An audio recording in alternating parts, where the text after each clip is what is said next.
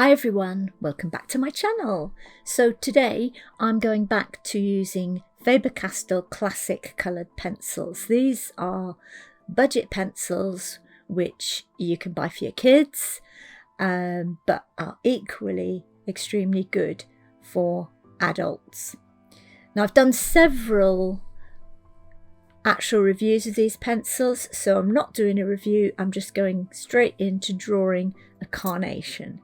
Now, whenever I draw something with coloured pencils, I tend to outline it not with a graphite pencil, but with a coloured pencil which is a similar colour to the item that I am actually drawing. So in this case, because the outlines to this carnation are going to be in a pinky colour, I have drawn it with a pinky colour. And the reason I don't use graphite pencil is because you can kind of dull your drawings. The graphite tends to mix in with the colour and gives it a greyish tone. You can still erase coloured pencil, maybe not quite as easily as graphite, but it's not far off, so don't worry about that. And if you do it very lightly, then you'll definitely be able to erase it. So I'm coming in here, and this is quite a complicated drawing.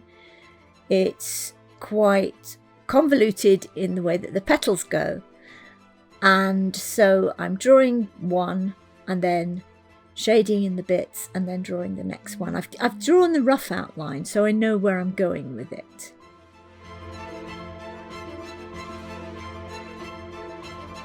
But basically most of the drawing or the colouring in is done at this stage, but what I will come along later on and add some darker shading.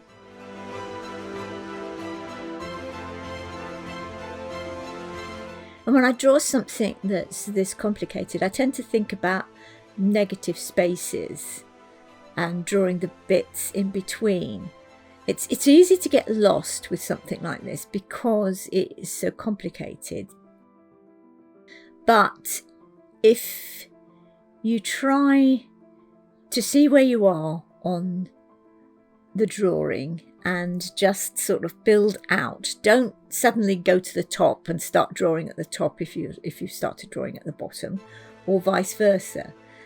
You just need to go from an anchor point that you've already drawn and carry on from that. And of course, if it doesn't look exactly the same as the real thing, then who's going to know? Because they're not looking at both, they're just looking at your drawing. So don't beat yourself up too much.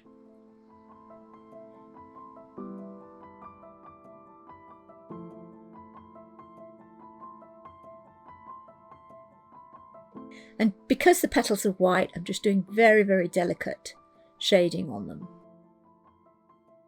But there will be some darker shadows which I put in later, which just make it kind of pop out and also make you realise that the thing has some sort of form to it.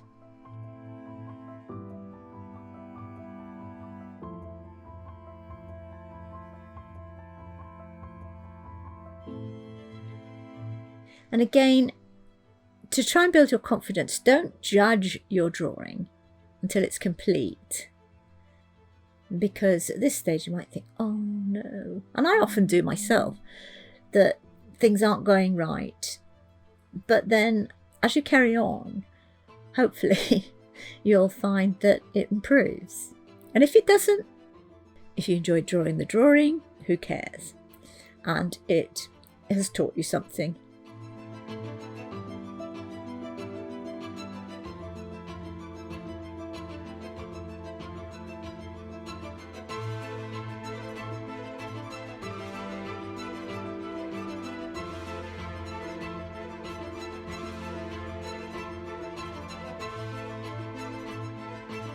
And where the petals are really folded over, that's where there will be more shadow, because less light can actually physically get into the flower itself.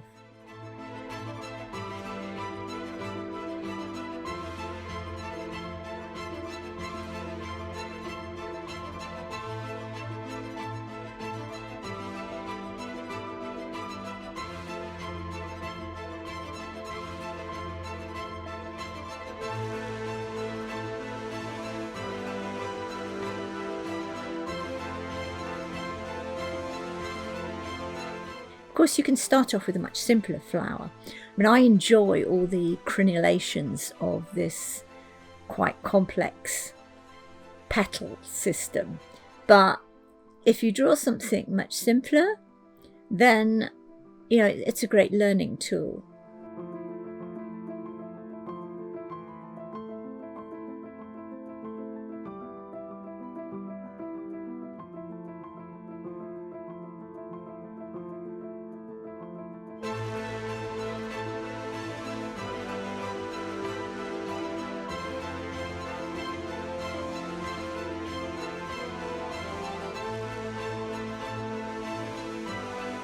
And if you start out by drawing just one flower, and then when you're happy with your drawings of one flower, a single flower, then carry on and do a bunch, which of course will take much, much longer.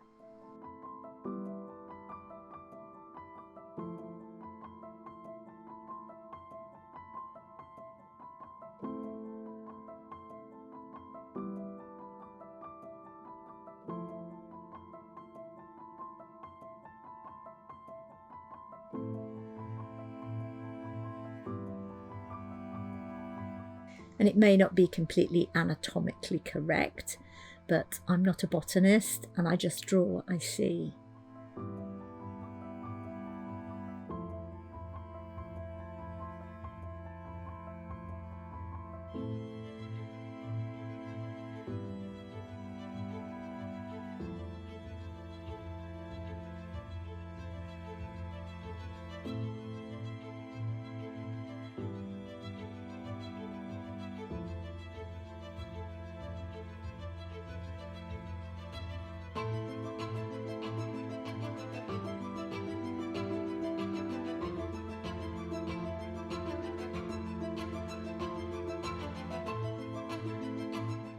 And as always, developing from one point and then working outwards. And in that case, hopefully you won't get lost. But if you do and it still looks okay, then it really doesn't matter.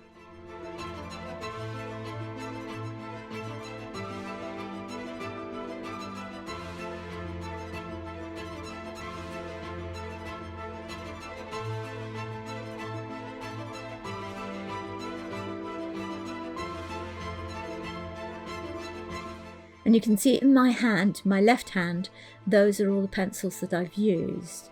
So there's 1, 2, 3, 4, 5, 6, 7 different pencils, that's all. So you can do this with quite a limited palette. There's 3 different pinks, a brown, a grey, and a yellow. If I had cream, I would have used cream. Or a beige or fawn coloured pencil.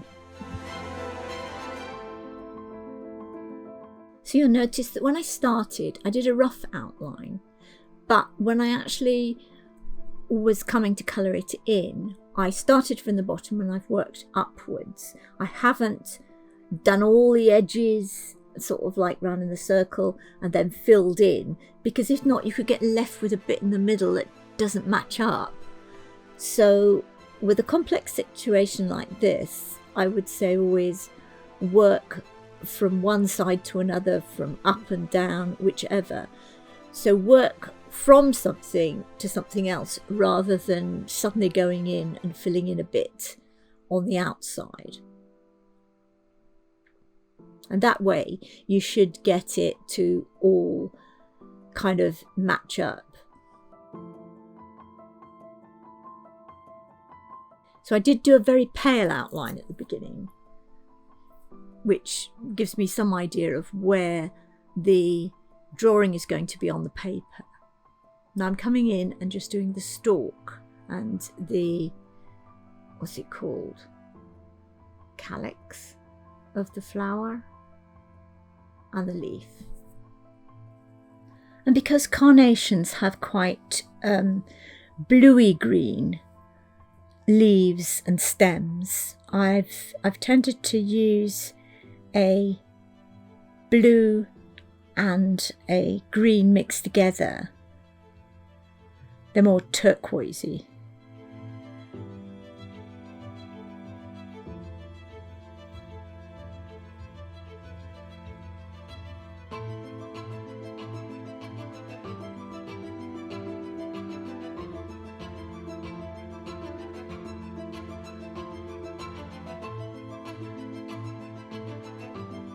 now coming up to the final bit. And don't worry if what you're looking at doesn't quite fit in to what you're drawing. Just do an adaptation so that it looks real, because after all drawing is an illusion.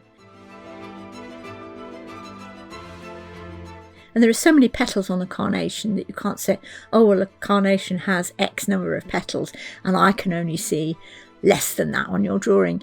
Because it has so many, nobody's going to notice, and I don't even know whether all carnations have the same number of petals or not.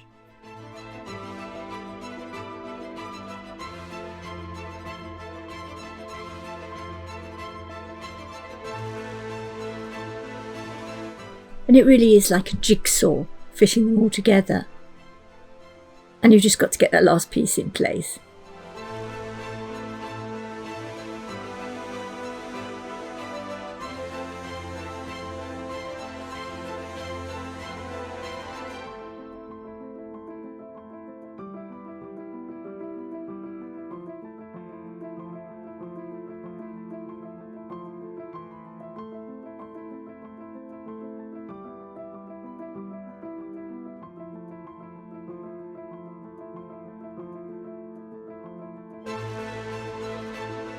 Adding a few darks in just to give it more contrast and shape.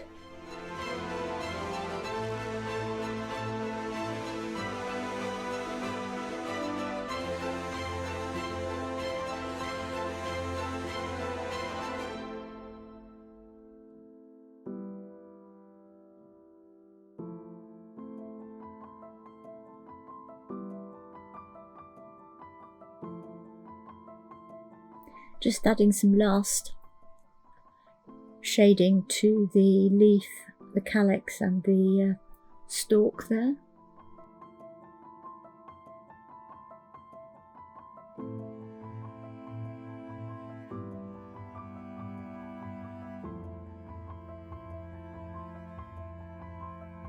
Now, because it was a white flower and a white background, I decided to add just a little like a halo colour around the edge. Not sure I really like it now I've done it, so I think it would have been better without it, but I did it, so that's that. Learning curve.